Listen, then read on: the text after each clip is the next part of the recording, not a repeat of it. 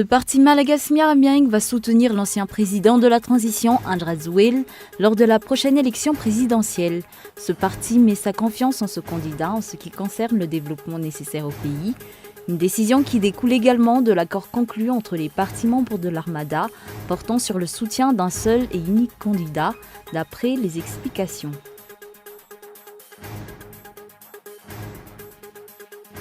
Une surveillance étroite de la liste électorale est nécessaire pour parer toute fraude électorale.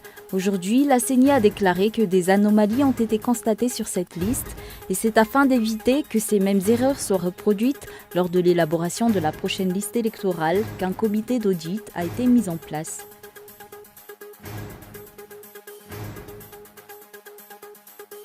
L'attente au Mali, 24 heures après la présidentielle, le dépouillement est terminé. Les résultats sont attendus d'ici vendredi.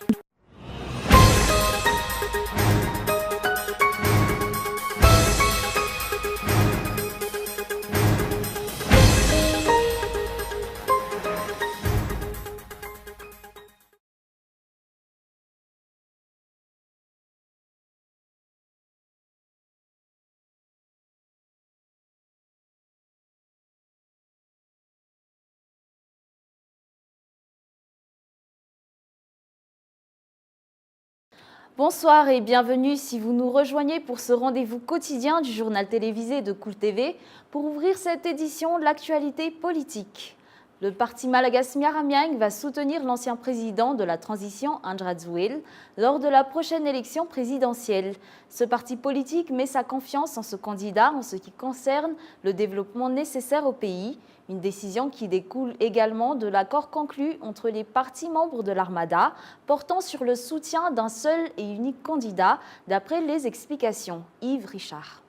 Le parti politique malagasy Miaramiaigny a annoncé officiellement son soutien à l'ancien président de la transition, Andry Rajoelina, pour la prochaine élection présidentielle.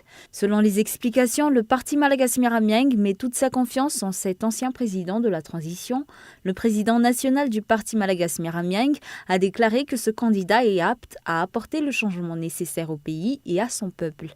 La présentation de l'initiative pour l'émergence de Madagascar en est une preuve. Cette décision résulte également du respect de l'accord conclu entre les membres de l'Armada, d'après les explications. Nous avons convenu à l'époque de présenter des candidatures uniques autant que possible à toutes les élections à venir, en particulier l'élection présidentielle, car nous ne pouvons prôner la réconciliation et surtout le développement pour une vision commune de Madagascar en nous éparpillant dans des programmes différents qui en réalité ne font que diviser aussi le peuple malgache dans ces moments difficiles. Après négociation et surtout donc après les initiatives qui ont été prises par Andry Rajoelina, nous avons convenu de le soutenir parce que premièrement il s'agit, comme je vous le disais, de respecter un accord politique de candidature unique, mais surtout donc c'est une preuve de maturité d'une alliance, pas de circonstances mais de longue durée, qui nous espérons va permettre au pays de sortir des problèmes actuels, parce que c'est pas une alliance conjoncturelle, mais c'est une alliance vraiment pour l'alternance à Madagascar. Et par ailleurs, le programme du parti malagasy Miaramiaigny a été écouté et surtout pris en compte dans l'initiative pour l'émergence de Madagascar. Les discussions continuent, mais cet esprit d'ouverture, mais surtout de tolérance qui a animé Andry Rajoelina par rapport aux situations et surtout aux événements qui se sont passés dans le pays, nous ont convaincus qu'il pourra être le porte-parole de toute une population avide de changement, mais surtout répondre aux besoins et en même temps aux idéaux qui animent le parti malagasy Miaramiaigny. Cette déclaration du parti malagasy Miaramiaigny marque la cohésion entre les membres de l'Armada, d'après le porte-parole de l'ancien président de la transition. Ce porte-parole a également renforcé que Andry Rajoelina est totalement prêt à faire face à l'élection. Depuis toujours, le multipartisme a toujours été critiqué. À Madagascar, il y a plus de 100 partis politiques. Mais aujourd'hui, nous pouvons prouver au peuple malgache que les partis politiques savent se serrer les coudes. Nous vous sommes reconnaissants d'avoir décidé de soutenir Andrazoui. Le président du parti Malagasy-Miramieng fait appel à tous les démembrements de ce parti et toutes les associations qui lui sont liées pour joindre leurs forces dans le soutien à Andrazoui pour la préparation du premier tour du scrutin qui aura lieu le 7 novembre prochain. L'ancien président de la transition, Andry Rajoelina, a visité l'hôpital où il est né, à Antsirabe, après avoir déclaré lors d'une rencontre avec les habitants d'Antsirabe en fin de semaine qu'il est né dans cette ville. Lors de cette visite, il a tenu à faire un don à ce centre hospitalier. D'autre part, la délégation qui l'a accompagné est passée faire une visite à l'université d'Antsirabe avant de passer à la réhabilitation d'une route dont l'état était source de plaintes des habitants. Cela afin de démontrer que ce candidat concrétise ses promesses. Toujours dans l'actualité politique, une surveillance étroite de la liste électorale est nécessaire pour parer toute fraude électorale. Aujourd'hui, la CENI a déclaré que des anomalies ont été constatées sur cette liste et c'est afin d'éviter que ces mêmes erreurs soient reproduites lors de l'élaboration de la prochaine liste électorale qu'un comité d'audit a été mis en place. Reportage Michela Ranardzoni.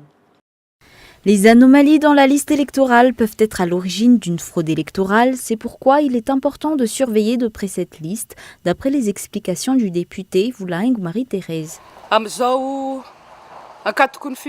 cette veille d'élection, j'appelle toute la population malgache à surveiller la liste électorale. Et le jour de l'élection, il sera de notre devoir de suivre de près le résultat de l'élection afin de défendre nos choix. Un audit du fichier électoral mené par divers acteurs sociopolitiques et des représentants de l'Organisation internationale de la francophonie va débuter à partir du 20 août prochain. La liste électorale sera traitée au cours de cet audit. Une liste où des anomalies ont été notées. Toutefois, cet audit n'aura aucun impact sur la liste électorale actuelle.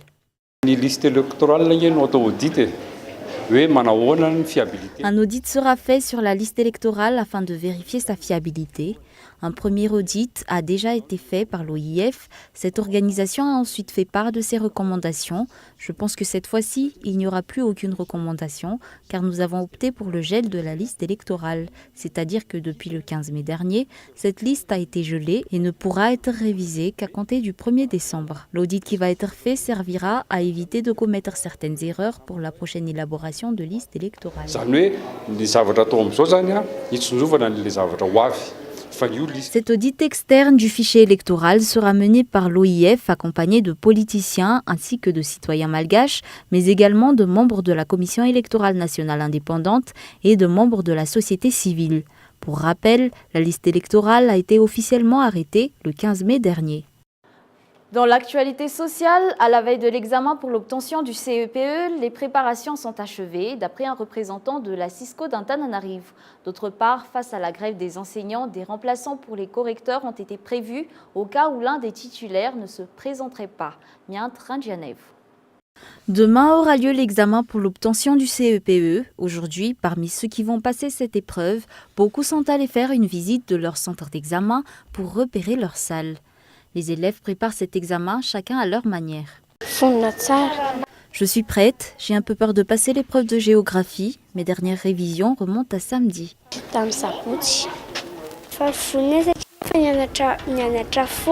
Je suis prête parce que j'ai beaucoup travaillé, j'ai un peu de mal dans les problèmes, j'ai du mal pour les calculs. Pour cette année, à Antananarivo, le plus jeune candidat à cet examen est âgé de 7 ans et le plus vieux de 39 ans. Le nombre total des candidats s'élève à 31 370. D'autre part, la grève des enseignants n'aura aucune répercussion sur la correction des copies.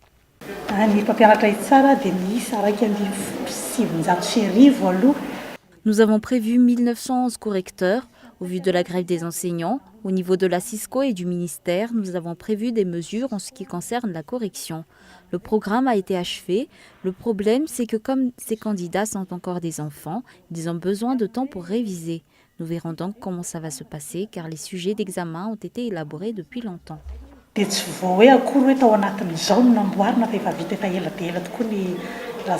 D'après les chiffres obtenus, il y a 44 centres d'examen au niveau de la circonscription scolaire d'Antananarivo, avec au total 712 salles d'examen. Les correcteurs sont au nombre de 1911.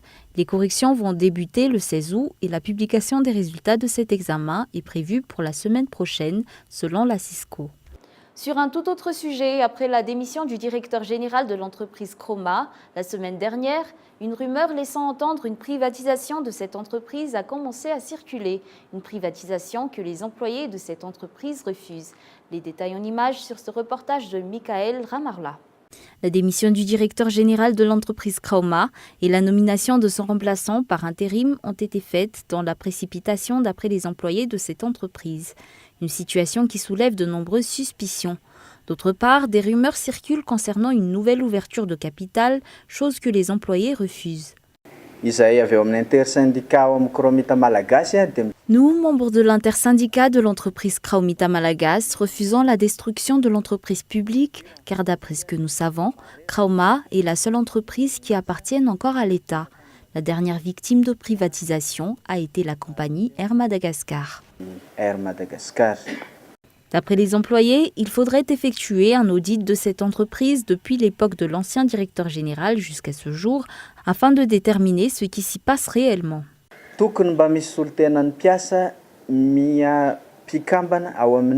Il faudrait un représentant des employés dans le conseil d'administration de cette entreprise. D'autre part, il faudrait mener une enquête sur la gestion de cette entreprise, car de nombreux points nous semblent suspects, même si nous n'avons pas encore de preuves concrètes.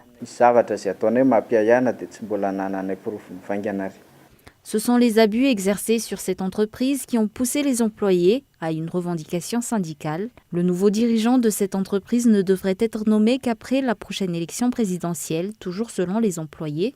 Outre cela, le syndicat réclame une rencontre avec le Premier ministre pour discuter des termes de leurs revendications. Passons maintenant aux actualités internationales. Coup de froid sur l'économie turque. Le pays doit annoncer des mesures.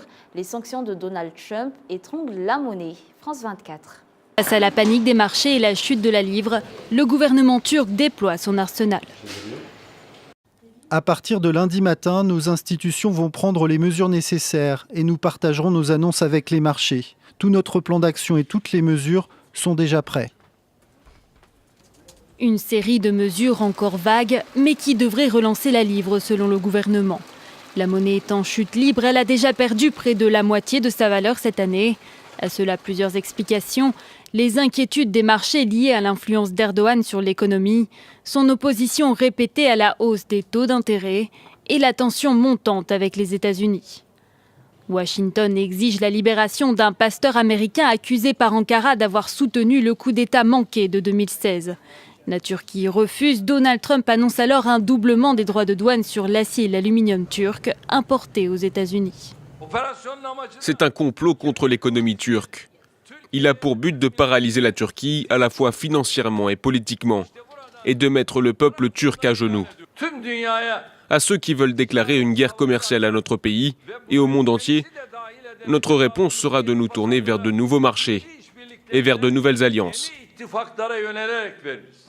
Suite à l'annonce des États-Unis, la livre turque a plongé de près de 20%, un record. L'attente au Mali, 24 heures après la présidentielle, le dépouillement est terminé. Les résultats sont attendus d'ici vendredi. Les détails sur ce reportage de France 24.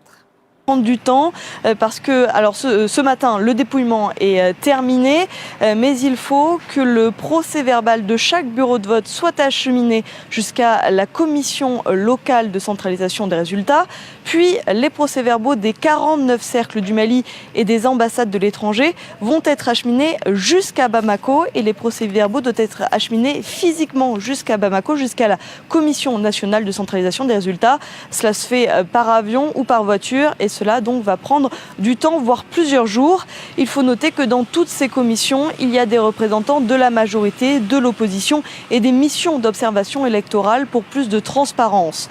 Alors officiellement, le ministère de l'administration territoriale a jusqu'à vendredi dernier délai pour publier les résultats provisoires. Les candidats auront alors ensuite 48 heures pour contester, s'ils le veulent, ces résultats devant la Cour constitutionnelle qui, elle, ensuite validera les résultats définitifs. L'investiture du prochain président du Mali est prévue ensuite pour le 4 septembre prochain. Revenons brièvement sur les grands points de ce journal.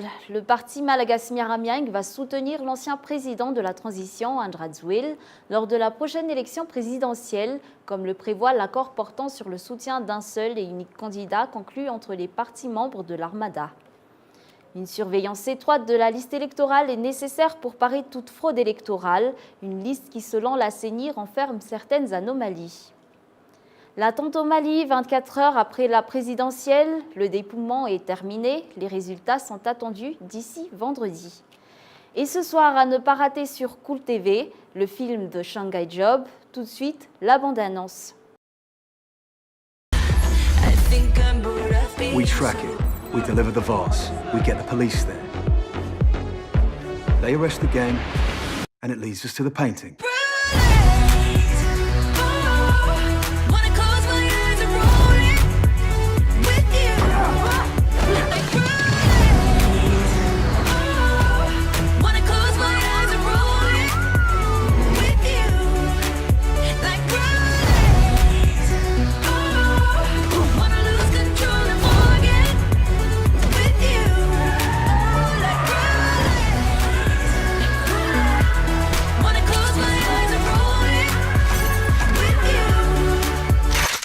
It's not how it looks.